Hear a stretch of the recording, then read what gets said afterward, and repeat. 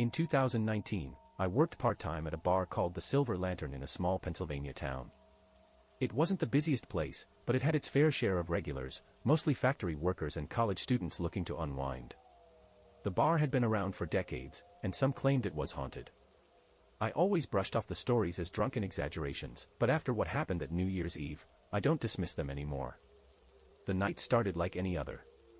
The storm outside was relentless, snow piling up on the streets, but that didn't stop people from coming in.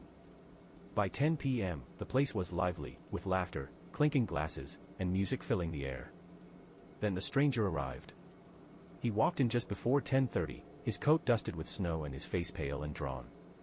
He looked like he hadn't slept in days, his eyes dark and hollow. He took a seat at the bar, away from the crowd, and ordered a gin and tonic. "Rough night?" I asked, trying to make conversation.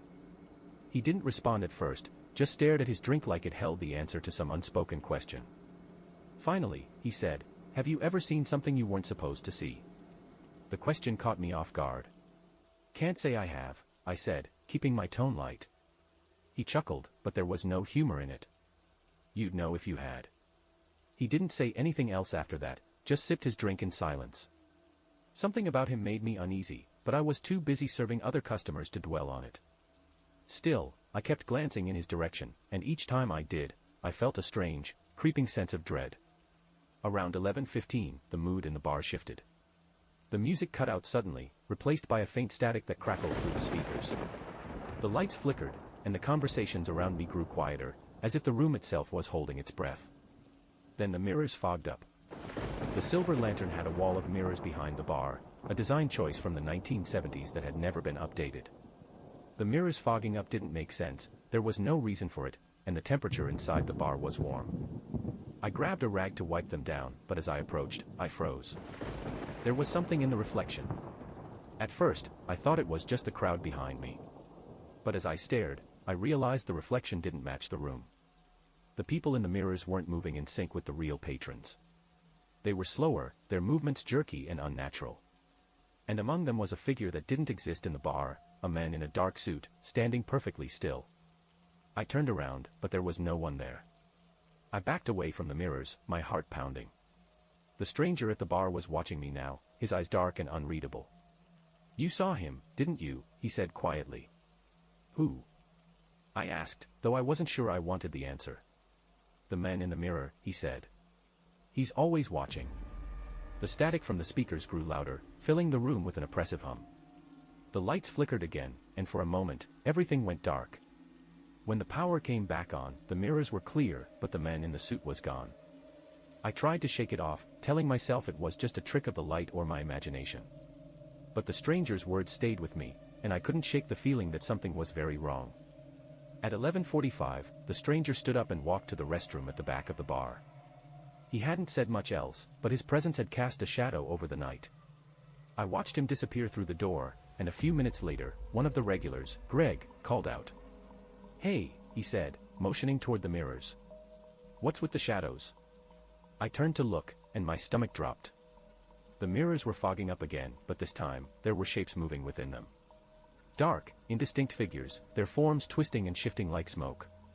The patrons in the bar began to notice, their laughter and conversation fading into uneasy murmurs. The figures in the mirrors grew clearer, their movements deliberate and wrong. They didn't match the people in the room, they were something else entirely. And then, one by one, they turned to face me. The lights flickered again, and the mirrors shattered. The sound was deafening, glass spraying across the bar as the patrons screamed. I ducked behind the counter, my heart racing, as the static from the speakers rose to a piercing shriek. When I finally looked up, the room was in chaos. The mirrors were gone, replaced by jagged shards clinging to the frames. The patrons were scrambling for the exits, their faces pale with fear. And the stranger, he was nowhere to be seen. I ran to the restroom, my shoes crunching on broken glass. The door was ajar, and the light inside flickered ominously. "Hello?" I called out, my voice shaking. There was no answer. I pushed the door open and stepped inside. The restroom was empty, but the mirror above the sink was intact, its surface fogged over. As I approached, I saw something moving in the reflection. It was the stranger. But he wasn't alone. Behind him stood the man in the suit, his face a blank void, his hands resting on the stranger's shoulders. The stranger's eyes met mine through the glass, and he smiled, a slow, eerie smile that sent a chill down my spine. Then the mirror cracked, splitting their image in two. I stumbled back into the bar, my breath coming in short, panicked gasps. The patrons were gone, the room empty except for the shattered mirrors and the lingering static in the air. The lights flickered one last time before going out completely, plunging the bar into darkness. When the power came back on, everything was normal. The mirrors were intact, the patrons had returned, and the stranger was sitting at the bar, finishing his drink. He stood up, leaving a 20 on the counter. "Thanks for the drink," he said, his voice calm and even. Before I could respond, he walked out into the snowstorm and disappeared. To this day, I don't know what happened that night. The regulars remember the mirrors breaking, but they don't recall the figures or the men in the suit. The owner replaced the mirrors the next week, and we never spoke about it again. But every time I pass by a mirror, I can't help but glance over my shoulder, searching for the shadows that don't belong. In 2017, I worked as a bartender at a small tavern just outside of Minneapolis. The place, O'Malley's, wasn't much, dim lighting, sticky floors, and a jukebox that only worked half the time, but it had its charm. Most of the patrons were regulars, blue-collar folks who came to unwind after a long day, and I got to know them well over the years. New Year's Eve was always our busiest night.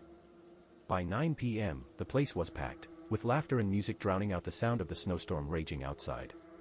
Everyone was in good spirits, but as the hours ticked closer to midnight, an odd tension settled over the room. That's when the man walked in.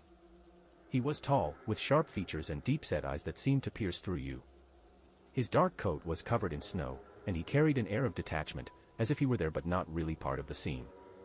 He didn't take a seat at the bar or the tables. Instead, he stood in the corner near the jukebox, his eyes scanning the room. "Hey, buddy," I called out. "What can I get you?" He didn't respond. For a moment, I thought he hadn't heard me, but then his gaze locked onto mine, and a chill ran down my spine. "I'm not drinking," he said simply, his voice low and monotone.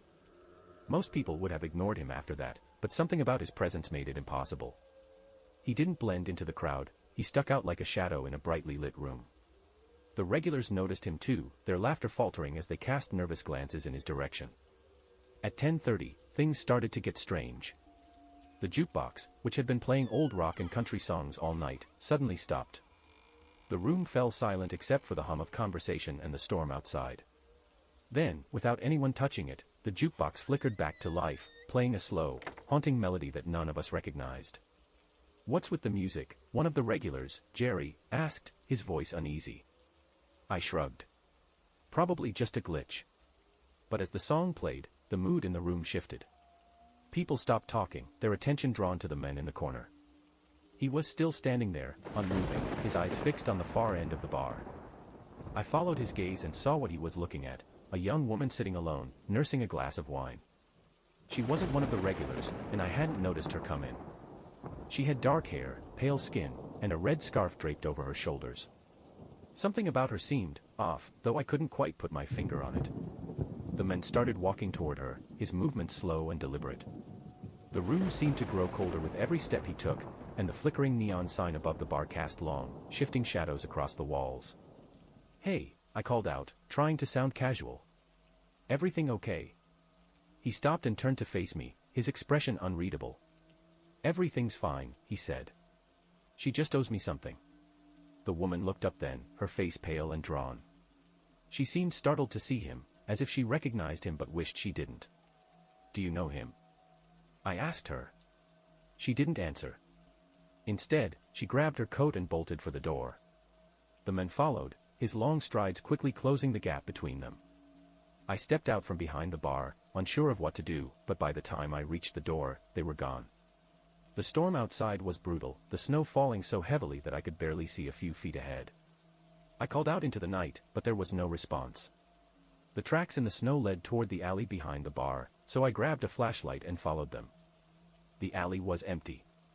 No sign of the woman or the men, just their footprints disappearing into the darkness. When I went back inside, the atmosphere in the bar was different. The regulars were subdued, their conversations hushed. The jukebox had gone silent again, and the warmth of the room seemed to have evaporated, replaced by an uncomfortable chill. At 11:45, the power went out. The room plunged into darkness, and for a moment, the only sound was the wind howling outside. Then, from somewhere near the back of the bar, we heard it, a soft, rhythmic tapping. It grew louder, more insistent, as if someone, or something, was knocking on the walls. The regulars huddled together, their bravado gone, while I grabbed a flashlight and shone it toward the source of the sound. There was nothing there. The knocking stopped, replaced by a faint whispering that seemed to come from all directions. The shadows in the room grew longer, darker, as if the light from the candles was being swallowed by the air itself. And then, the man appeared. He was standing in the middle of the room, his coat dripping with melted snow. His gaze swept over the patrons, his eyes dark and empty. "She's gone," he said, his voice calm but cold. "But she'll be back." No one moved. No one spoke. The silence was suffocating. Without another word, the men walked to the door and disappeared into the storm. The power came back on just after midnight, but the celebration was over. The regulars left quickly, their usual cheer replaced by unease. I stayed behind to close up, the memory of the men and the woman lingering in my mind. When I went to lock the front door, I noticed something strange, 2 sets of footprints in the snow, leading away from the bar. One set belonged to the men, but the other looked like they ended in claw-like impressions, as if something inhuman had been walking beside him. I don't work at O'Malley's anymore, but I still think about that night. I don't know who the man was or what he wanted with the woman, but one thing is certain, it wasn't a simple encounter. And every New Year's Eve, I wonder if he's out there, walking through the snow, looking for someone else who owes him something. Back in 2018, I was bartending at a small dive bar just outside of Flagstaff, Arizona. It wasn't glamorous, but it paid the bills and offered plenty of entertainment, especially on rowdy nights. New Year's Eve was the busiest time of year, but this particular night, the atmosphere wasn't festive, it was tense, almost oppressive. We had a decent crowd, mostly regulars, and a few travelers stopping in for a drink to warm up against the icy cold. The storm outside was one of the worst I'd seen, with heavy snow pounding against the windows and a wind that seemed to rattle the very bones of the building. The dim lighting and low hum of conversation gave the place a strange, eerie vibe that I couldn't shake. I didn't know it then, but that night would stick with me forever. It started around 9 p.m., when a man walked in alone. He was tall and gaunt, with hollow cheeks and dark eyes that seemed to drink in the room. His clothes were tattered, a heavy coat caked in snow, and his boots left muddy tracks across the floor. "Rough night," I said, trying to sound friendly as he approached the bar. He didn't respond, just slid into a seat at the far end, his gaze fixed on the row of bottles behind me. I grabbed a menu and set it in front of him. "First drinks on the house," I said, a tradition on New Year's Eve. Finally, he spoke, his voice low and gravelly. "Whiskey. Straight." I poured him a glass and went back to tending the other patrons. But something about him kept drawing my attention. He didn't touch his drink, just sat there staring at it, his fingers drumming rhythmically on the counter. The longer he sat, the quieter the bar became, as if his presence was draining the life out of the room. Around 10:30, he waved me over. "You see her, don't you?" he asked, his tone matter-of-fact. "See who?" I asked, confused. He tilted his head toward the far corner of the room. "Her. The woman in red." I glanced over, expecting to see one of the patrons, but the corner was empty. Just an old jukebox and a flickering neon sign casting a faint red glow. "There's no one there," I said, keeping my voice steady. He chuckled, a dry, humorless sound. "She always comes for the last one. You'll see." The rest of the night was a blur of drink orders and loud laughter, but the men at the end of the bar never moved. His glass sat untouched, his gaze fixed on that empty corner. I started to wonder if he was drunk or high, but something about his intensity made me hesitant to ask. At midnight, the bar erupted in cheers as everyone counted down to the new year. Glasses clinked, and someone set off a small confetti popper. For a moment, the tension lifted, and the room felt alive again. Then, the lights flickered. The power outage lasted only a second, but when the lights came back on, the man at the bar was gone. His drink remained, untouched, and there was a faint trail of wet footprints leading from his seat to the back door. "Did anyone see him leave?" I asked, but the patrons just shook their heads, too drunk or distracted to notice. I felt a chill as I followed the footprints to the door. Outside, the storm had worsened, the snow falling so thickly that I could barely see a few feet ahead. But there, standing under the flickering street lamp at the edge of the parking lot, was the silhouette of a woman. Her dress was bright red, stark against the white snow, and her long hair whipped around her in the wind. She didn't move, didn't react to the cold or the storm, she just stood there, staring at the bar. I stepped outside, the icy wind cutting through my jacket, and called out, "Ma'am, are you okay?" She didn't answer. The wind howled, and for a moment, I thought I heard laughter, soft, mocking, and faint, carried on the breeze. I turned back to the bar to grab my coat, but when I looked out again, she was gone. The rest of the night passed uneventfully, but I couldn't shake the image of the woman in red or the man's cryptic words. When I locked up, I noticed something strange. The footprints leading from the bar to the parking lot didn't stop. They continued down the street, disappearing into the storm. The next morning, I told the owner about the man and the woman, half expecting him to laugh it off. Instead, his face went pale. "That sounds like the drifter," he said, his voice low. "Legend has it, he shows up every few years, always on New Year's Eve. And there's always someone who sees the woman in red. They say she's a warning, but no one knows for what." I laughed nervously, trying to brush it off, but the unease stayed with me. I've worked at a lot of bars over the years, but I've never seen anything like what happened that night. Every New Year's Eve, I think about the drifter and the woman in red. And I wonder if, one day, she'll show up for me.